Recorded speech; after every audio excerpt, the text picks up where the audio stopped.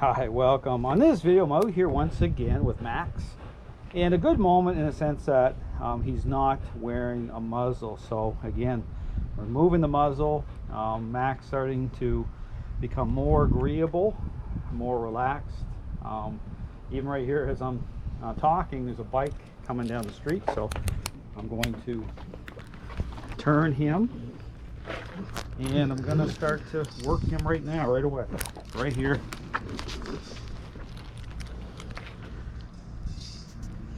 So letting the bike go by here. So this is a good little moment right away. Again, and this is something where, again, I talk about being dialed in. You know, right away I could see that he was starting to fixate. Okay, so just his body becoming a little more tense, and so right away engaged in turning him to the side. And even here, still kind of nudging, having the side tapping. She's gone by, but I'm still going to advocate another vehicle coming, because again, it's all about his perceptions.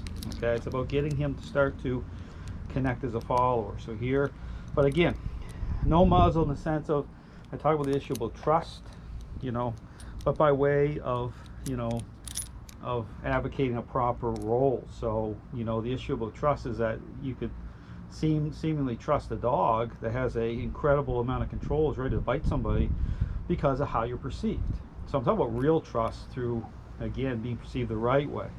So here I'm lining this up so that with influence being active, so that I'm going to have real trust in the way that he's actually starting to connect properly, starting to relax, perceptions changing.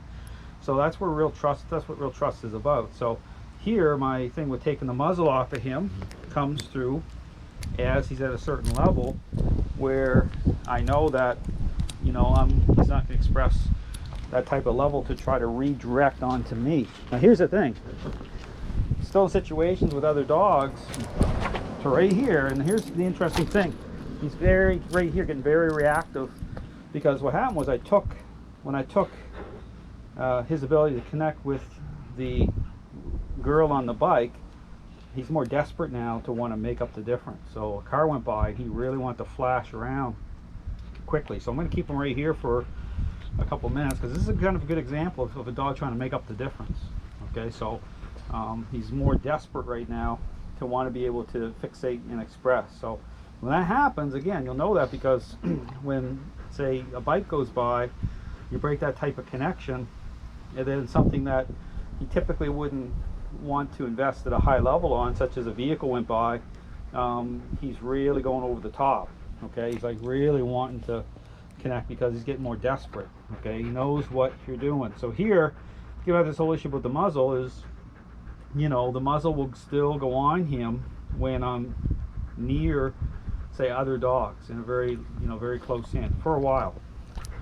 So right here, I'm just tapping, so you can see how he looks here. Yeah, kind of a bigger moment here with the bike, which was a good moment because, again, being able to break that connection.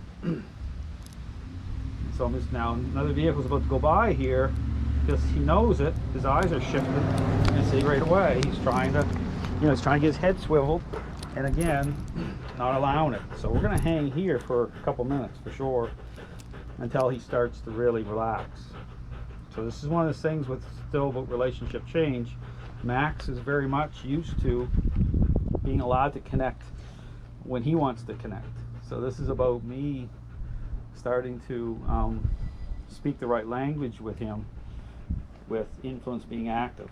Okay, so again, I'm turned opposite right now to the roadway, which is what you want to do with dogs like Max. You want to turn opposite, very tight in with the leash. You can see I'm very tight in. I have the choke chain up high on his neck, so I'm ready to go. It has a certain level of influence happening through it consistently. But here's the thing, is right here you can watch his eyes shift, you know, like a card player, right, trying to catch a peek of the, you know, the hand of the other player, right? So his eyes will get shifty. It's, you know, you see dogs with shifty eyes. So what they're doing is, then that will give you a clue right there. When their eyes start shifting like that, their mind is heading in that direction. Here, I just want him to be facing this way, and starting just to let it go. So we're just going to hang here the whole time like this, because again, having a higher reaction after the bike went by, which again, that will show that that's another issue that he's got with certain things.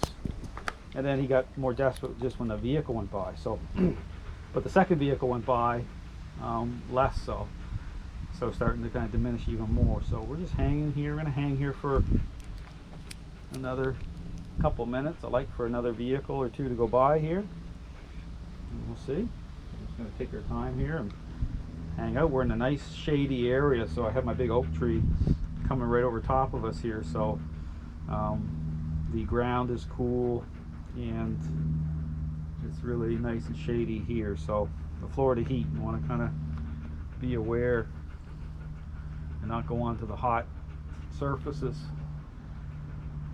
So I'll do this either in the morning or come into a shady spot like this to work a dog. So, but you see Max here looks, you know, if you watch his eyes, he's looking more relaxed right now. Looks like he's about to go to sleep. Okay, it's just, so you get that, here comes a car right now. So he'll hear, see his eyes shifting right now? Let's see, okay, here's the difference. This time, he didn't turn around, all right? Didn't turn, now he's looking at me saying, what is he talking about here? Yeah, he didn't turn around because he knew. All right, so we'll do one more car before we end the exercise. So, but again, I'm taking tension off him. This is about de-stressing him. This is the whole theme here. If I'm in control, he doesn't have to be. That's the whole point of what I'm doing. Well, here comes a truck right now. So here I'm going to tap. See, watch this. I'm going to tap a little bit just as that truck's coming. Look at this.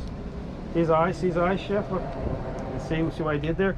So this is a great example of me being proactive and just nudging, just as his eyes started to shift over.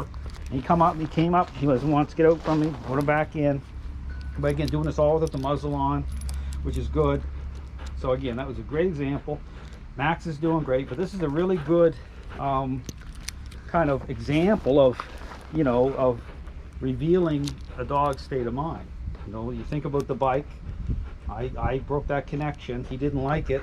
He started to overinvest with the vehicles, and then diminishing to a point where he's not even turning around. Because again, it's all about messaging. Because I'm consistent in what I do all the time. So Max is doing really good. Thanks for watching.